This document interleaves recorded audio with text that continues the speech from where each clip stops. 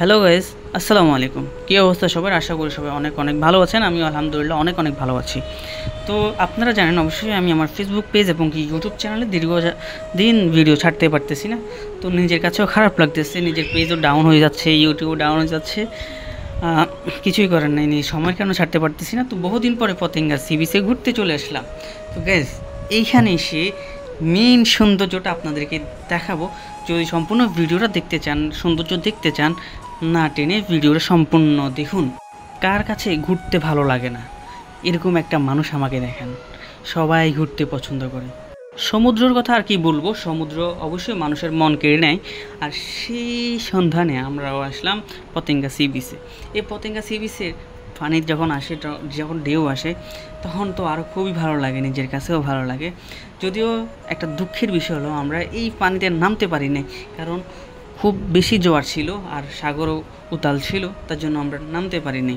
তো যদিও আমরা অনেক আগে আসছিলাম এই জায়গাটাতে সি বিচে, তো সেই জায়গায় কিন্তু এরকম পাথর দিয়ে বা এরকম কিছু ছিল না, কিন্তু তারপরে আমাদের কাছে খুবই আমরা মজা করতাম।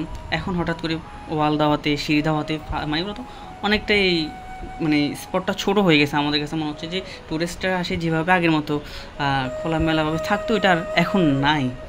তো মেন কথা হলো এই ভদ্রলোকটা যে আমাদের ছবি তুলতেছে, একটা ছবিও সুন্দর করে তোলে নাই। তারপরেও আমাদেরকে দেখাইছে, মাত্র সুন্দর সুন্দর ছবি দেখাইছে, কিন্তু দেওয়ার সময় একটা ছবিও সুন্দর দেয় নাই। আসলে আমাদের 300 টাকায় পাওয়া গেছে। আসলে এখানে পর্যটকদের আসলে একটু না একটু হেনস্থা হবে স্বাভাবিক।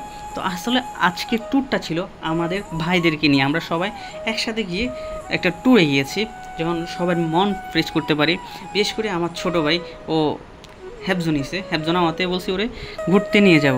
যাই হোক, যেহেতু হ্যাবজনিসে 2 পারা মুখস্থ করছে, তাই আমরা তারে ঘুরতে নিয়ে আসলাম। তো ঘুরতে নিয়ে আসলাম, তার কাছেও মনটা খুশি হলো, খুবই ভালো লাগলো তার কাছে। মেন কথা হচ্ছে এই জায়গাটাতে আমরা যখন আসি খুব ভালো লাগে, খুব মানে কার ভালো লাগবে না? সে এরকম একটা মানুষ আমাকে দেখান।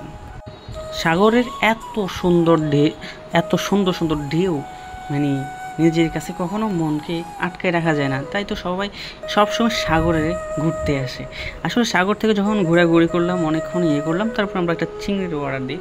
যেহেতু আমার ছোটো বলছে চিংড়ি খাবে, তো চিংড়ি খাওয়ার জন্য অর্ডার দিই, কিন্তু একবারে বাজে ছিল চিংড়িটা, তাই আর পুরোটা খেলাম না, ফালাই দিলাম। তারপরে আমরা যখন খাওয়া দাওয়া শেষ করছি, তো সন্ধ্যার টাইমে আপনাদেরকে আমাদের মেন দৃশ্য সৌন্দর্যগুলো দেখানোর চেষ্টা করতেছি। যদি এখানে আমি নিজে সব ভিডিও করতেছি, নিজে করতেছি।